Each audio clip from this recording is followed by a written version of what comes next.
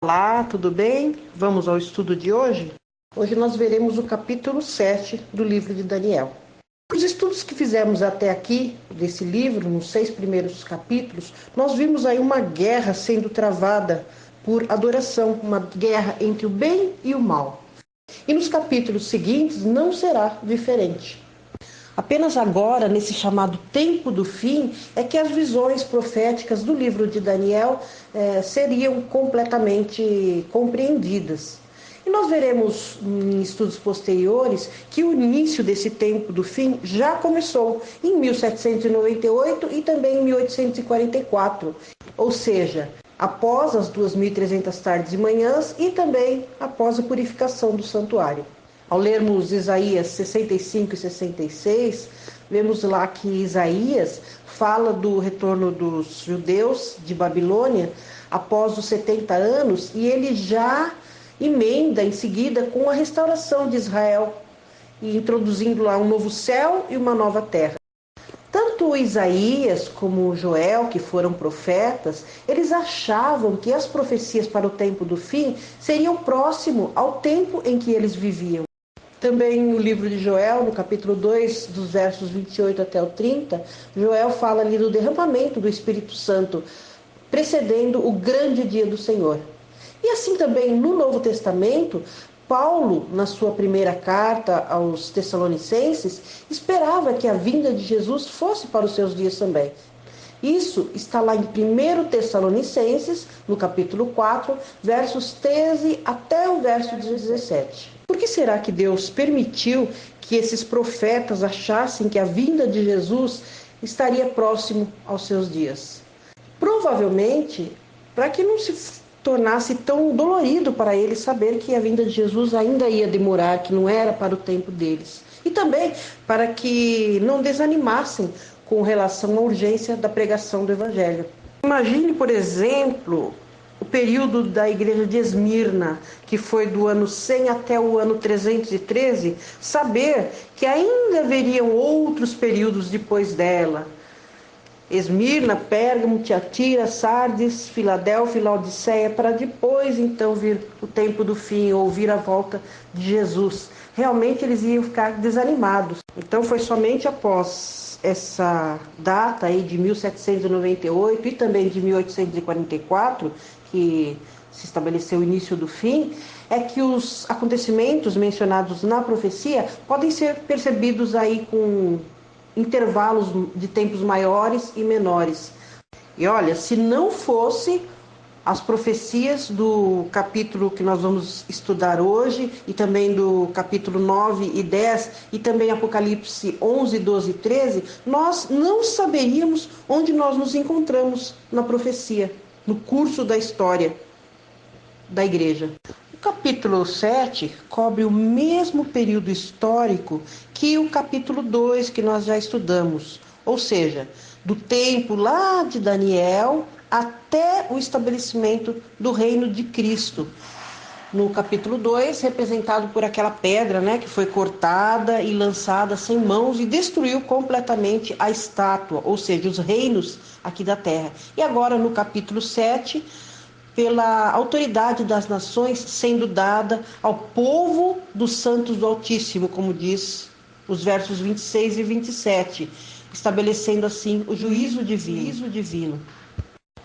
É interessante notar que a profecia vai se ampliando. Conforme nós estudamos e avançamos no estudo, nosso entendimento vai avançando e também as informações vão avançando. Então, o capítulo 7 amplia a verdade proferida no capítulo 2. Nós temos o costume de representar os nossos sentimentos, adjetivos humanos, comparando aos animais. Por exemplo, quando nós falamos de cão, nós comparamos com a fidelidade, não é? Quando nós falamos de águia, a pessoa tem olhos de águia, nós queremos dizer que ela tem sabedoria. Quando nós comparamos alguém a um leão, nós queremos dizer que essa pessoa tem autoridade, tem superioridade, tem domínio. Quando nós dizemos que alguém é um gato ou uma gata, nós estamos nos referindo à beleza da pessoa. Assim também, nós fazemos com as nações. Por exemplo, quando nós falamos dos Estados Unidos da América, nós já lembramos logo de uma águia. Quando nós falamos da Inglaterra, nós lembramos do touro. A Rússia, por exemplo, já vem automaticamente à nossa lembrança o urso. Assim, a França é representada pela raposa, a Índia é representada pelo elefante ou então por uma cobra, a Austrália, que é que nós nos lembramos logo? Do canguru. Tendo isto em nosso pensamento, nós vamos observar que aqui também no capítulo 7, animais são usados para representar reinos.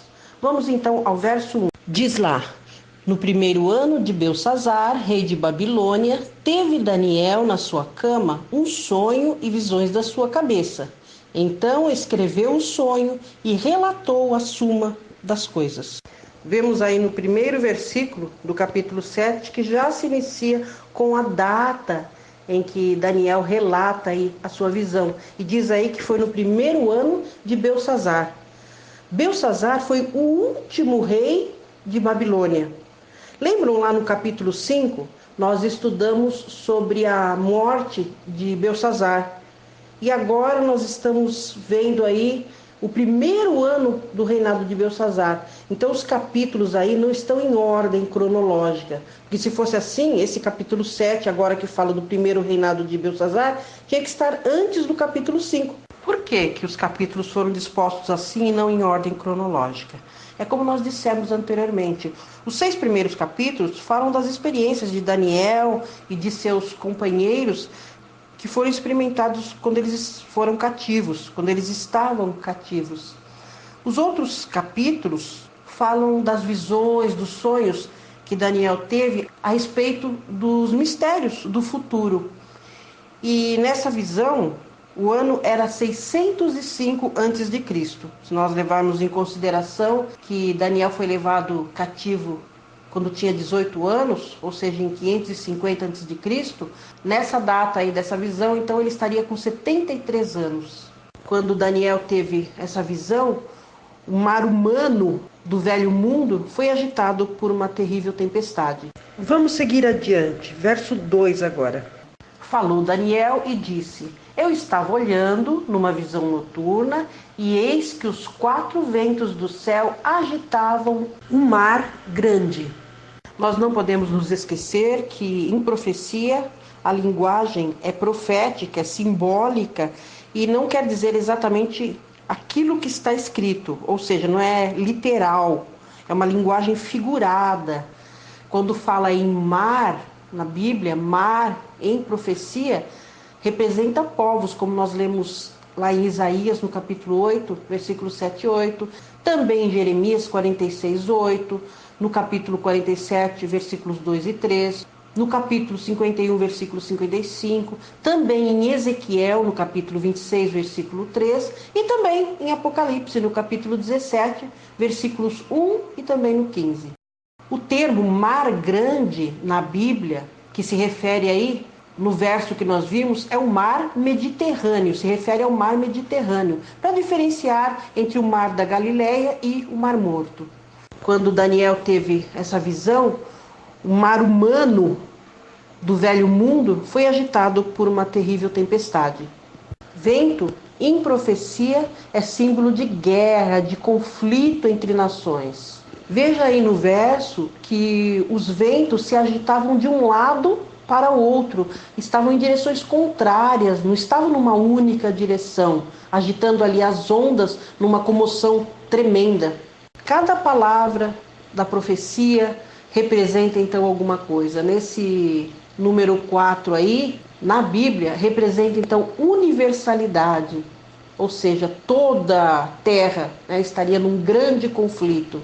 Esse conflito tem sua origem nos 4 pontos cardeais: norte, sul, leste e oeste, e representa então a atividade política nas diversas partes do mundo: norte, sul, leste e oeste. A expressão mar grande aí sendo agitado pelos 4 ventos, então representam a terra e os habitantes da terra aí envolvidos em guerras, em disputas, em perturbação selvagem por vitória, por poder. E realmente não tem sido assim a história da humanidade?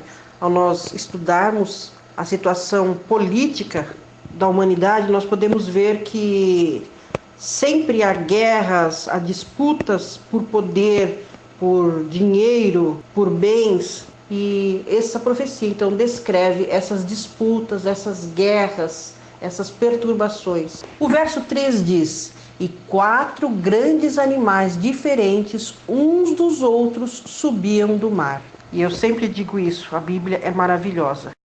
A própria Bíblia se explica. No verso 17 desse capítulo mesmo, nós vemos aí o significado desses 4 animais, o que eles representam. O verso 17 diz assim: esses grandes animais, que são 4, são 4 reis que se levantarão da terra. Então esses reinos aí, esses reis, essas nações, sairiam do meio do povo. Nós vimos lá anteriormente falando em mar, né? Mar é símbolo de povos, nações, reinos. E no verso 23 desse mesmo capítulo que estamos estudando, declara que animal em profecia é símbolo de rei, de reino, de nação. Então, a contar a partir da época de Daniel, somente 4 poderes mundiais iam dominar a terra toda, que foi o Império Babilônico, no tempo de Daniel, o Império Medo-Persa, que Daniel também fez parte, depois a Grécia e, posteriormente, o último império, que foi o Império Romano. A profecia fala daqueles 4 impérios que nós estudamos anteriormente no capítulo 2. Só que agora, nesse capítulo, nós vemos mais detalhes. Então, para nós compreendermos melhor este capítulo, nós vamos fazer uma comparação dele com o capítulo 2 que nós estudamos, com aquela profecia da estátua de Nabucodonosor. Assim nós compreenderemos melhor. No verso 4, lemos: o primeiro era como leão e tinha asas de águia. Enquanto eu olhava, foram-lhe arrancadas as asas e foi levantado da terra e posto em 2 pés como um homem, e foi-lhe dado um coração de homem. Os animais apresentados nesta visão para Daniel eram animais monstruosos, não eram animais comuns. Veja que esse leão tinha asas. Leão não tem asas, não é verdade? Mas aqui ele tinha asas, então era um animal assim, diferente. E o primeiro animal aqui apresentado é o leão. No sonho de Nabucodonosor, onde a cabeça daquela estátua, que era de ouro, representava Babilônia, assim também agora no capítulo 7, esse leão aí com asas, esse leão alado, representa também Babilônia, o Império Babilônico. A simbologia de um leão com asas é apropriadamente usada aí por Deus para representar o Império Babilônico. Inclusive, os símbolos mais comuns que eram usados nos monumentos antigos de Babilônia era justamente um leão com asas. E é também uma das formas de divindades que frequentemente combatiam Juno a Marduk, que era o deus patrono de Babilônia. Até hoje se pode ver nas ruínas de Babilônia figuras de leões em baixo relevo nos muros e nas paredes construídas com tijolos. No entanto, o argumento mais forte que nós podemos encontrar é no próprio texto bíblico. Vários profetas se referiram ao rei Nabucodonosor por meio de figuras semelhantes às da visão, como em Jeremias 4:7 e também capítulo 50, versículos 17 e também no 44, também no livro de Lamentações, no capítulo 4, versículo 19, e em Abacuque, no capítulo 1, versículo 8. Há um texto no comentário bíblico adventista que diz o seguinte: o leão, como rei dos animais, e a águia, como rainha das aves, representam adequadamente o Império Babilônico no auge de sua glória. O leão é notável por sua força, enquanto a águia é famosa pelo poder e alcance de seu voo. O poder de Nabucodonosor foi sentido não só em Babilônia, mas no Mediterrâneo até o Golfo Pérsico e da Ásia Menor ao Egito. Assim, é adequado representar o alcance do poder de Babilônia por um leão com asas de águia. O texto, por si só, já se explica. O leão é considerado o rei dos animais por nós, não é verdade?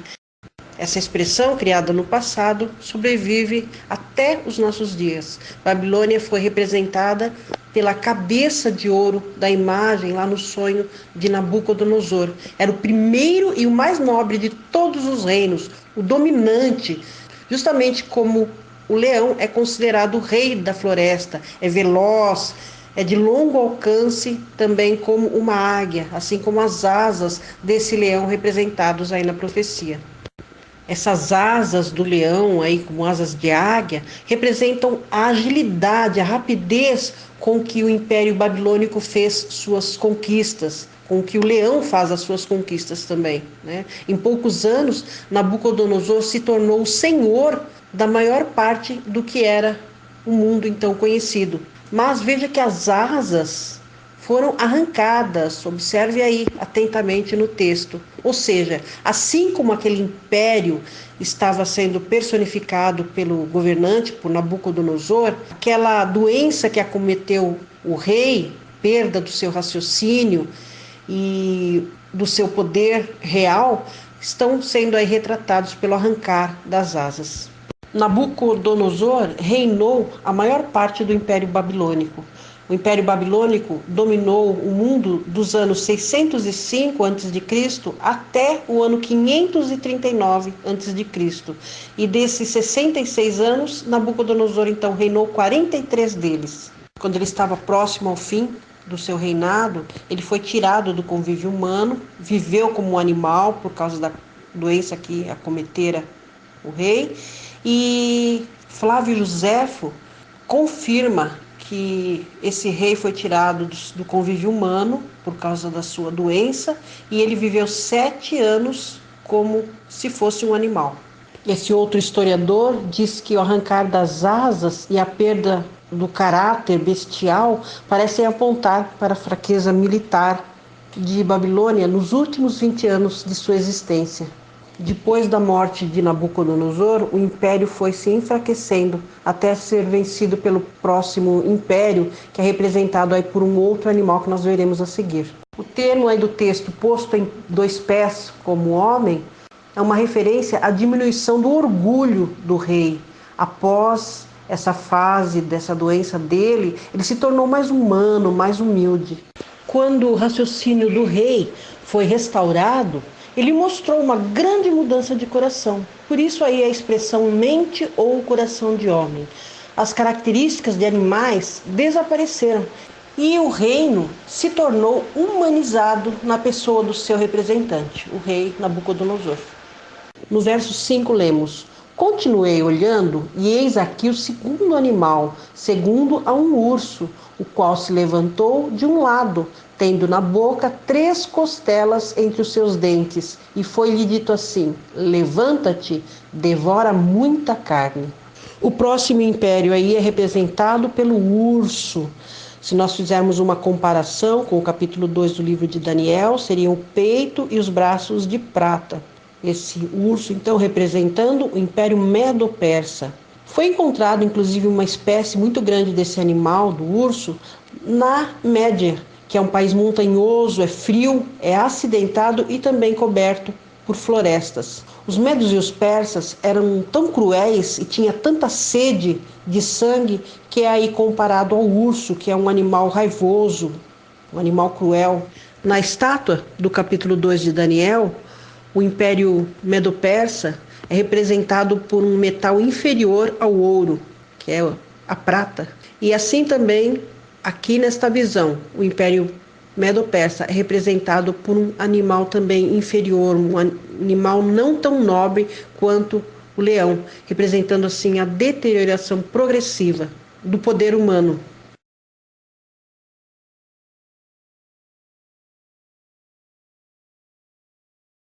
Se o urso for provocado, normalmente ele vai se tornar furioso, feroz. O texto diz que o urso se levantou de um dos lados.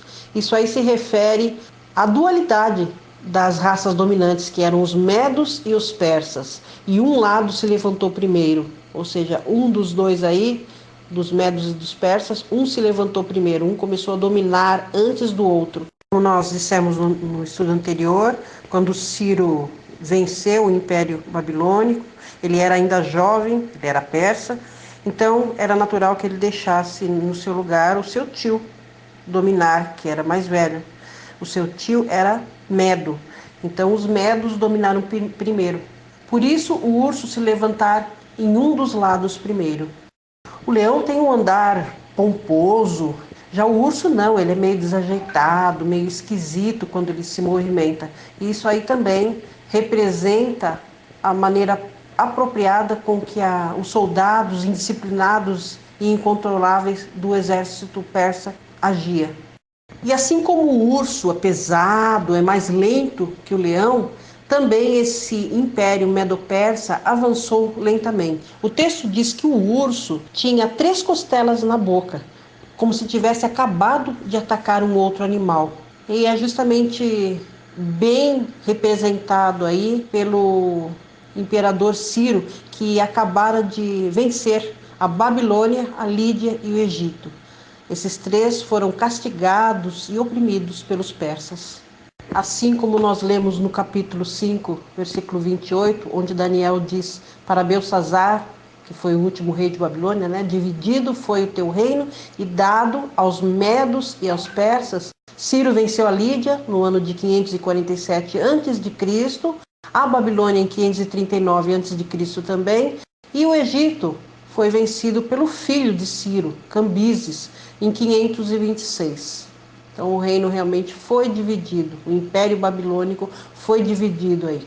Assim, os medo-persas iniciaram um império mundial, um domínio mundial, no ano de 539 a.C., quando Babilônia foi derrotada e dominou até o ano 331 a.C. Nesse ano, esse império perderia o seu poder para um outro império representado pelo próximo animal que nós veremos a seguir. Verso 6 diz: depois disto, continuei olhando, e eis aqui outro, semelhante a um leopardo, e tinha nas costas 4 asas de ave. Tinha também este animal 4 cabeças, e foi-lhe dado domínio. Mais um animal estranho, monstruoso, um leopardo aí com asas, com 4 asas e 4 cabeças. Nós vimos no capítulo 2 que o próximo império que dominaria seria o grego. E aí o leopardo então está representando a Grécia, o reino que finalmente colocou fim ao domínio medo-persa. Isaac Newton falou deste novo império aí, declarando: a terceira besta é o reino que sucedeu aos persas, isto é, o império dos gregos.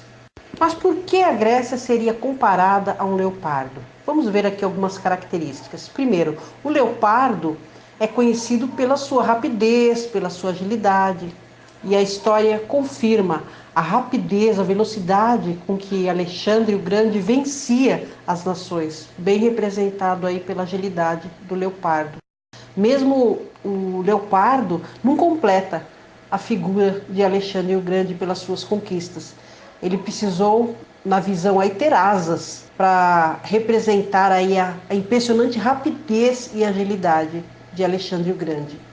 Veja que esse império aí está representado não por 2 asas, mas por 4 asas, para demonstrar que Alexandre o Grande era ainda mais rápido, mais ágil do que o Império Babilônico quanto às suas conquistas.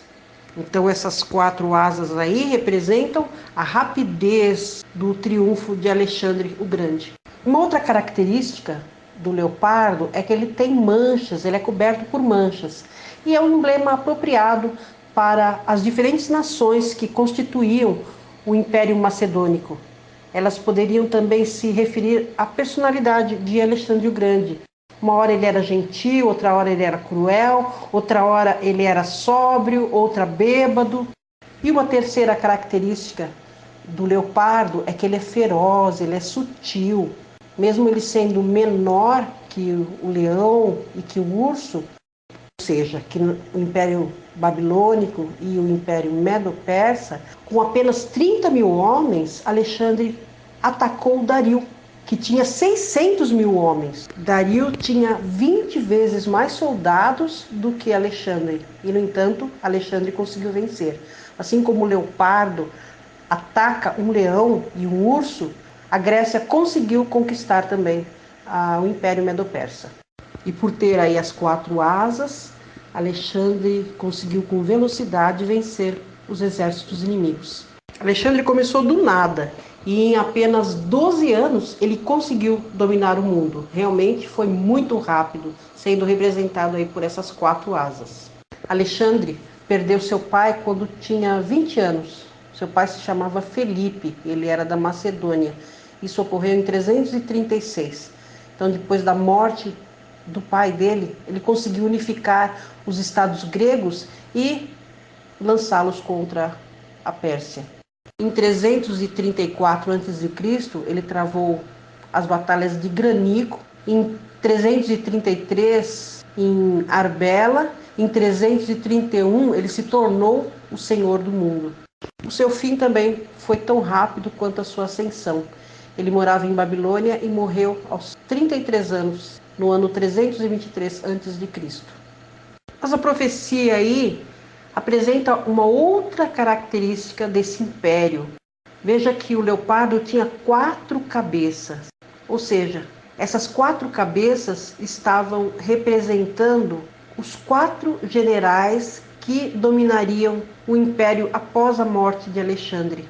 Alexandre o Grande tinha um filho chamado Demétrio, mas na batalha de Ípso, em 301 a.C., ele morreu.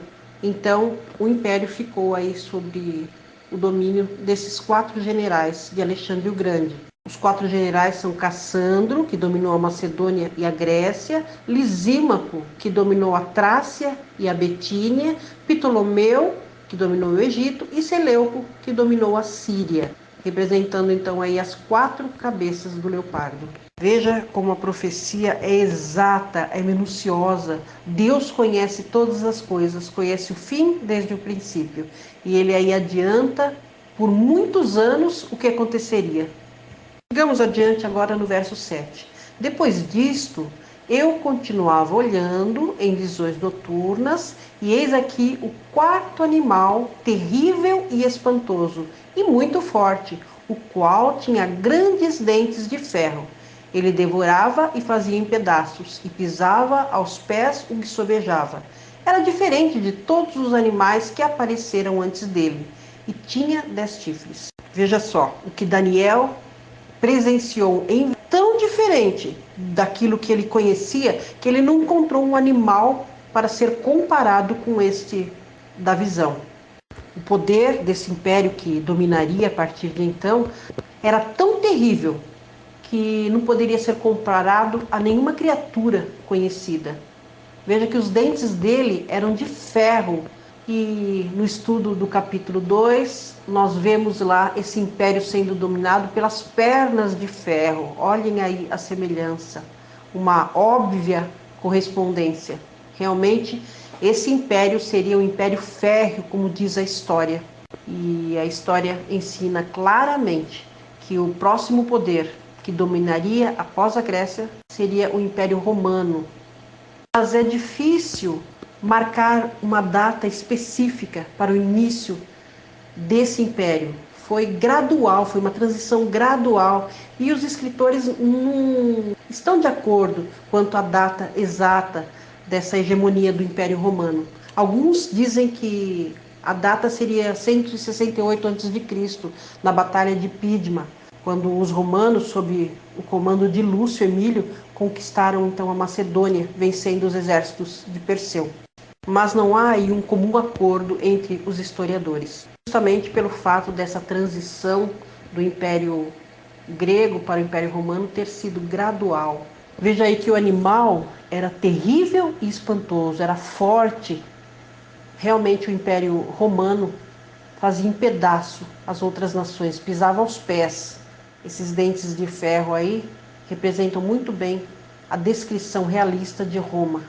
Roma devastava, subjugava quase todos os poderes que existiam em seus dias. A política de Roma era subjugar para sempre os inimigos, até que as leis, as religiões, a língua, os costumes romanos se estendessem por todo o mundo.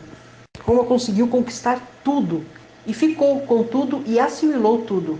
Roma era cruel em tratar os seus inimigos. As suas conquistas, às vezes, destruíam cidades inteiras, como foi o caso de Corinto, em 146 a.C. Os reinos, como foi o caso da Macedônia e dos domínios seleucidas, foram divididos e convertidos em províncias. Veja que esse animal terrível e espantoso tinha uma outra característica, tinha 10 chifres. E nesse mesmo capítulo, nós encontramos a explicação para esses 10 chifres, que querem dizer 10 reinos, como podemos ver no verso 24. Esses 10 chifres são os mesmos 10 dedos da estátua do capítulo 2 de Daniel. Representam os mesmos poderes.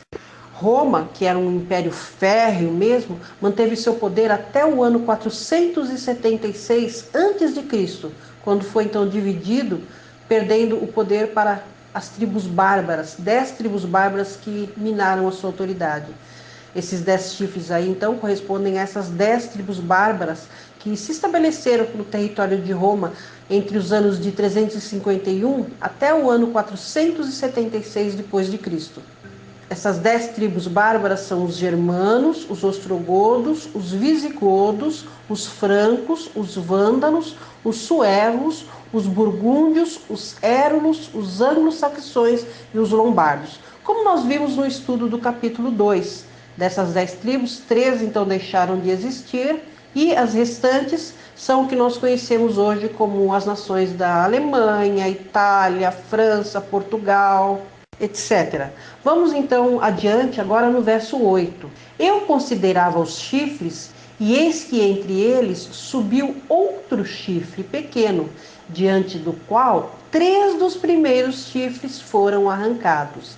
E eis que neste chifre havia olhos como os de homem e uma boca que falava grandes coisas. Nós vemos aqui agora uma progressão na visão de Daniel. Aqui ele dá mais características dos poderes humanos.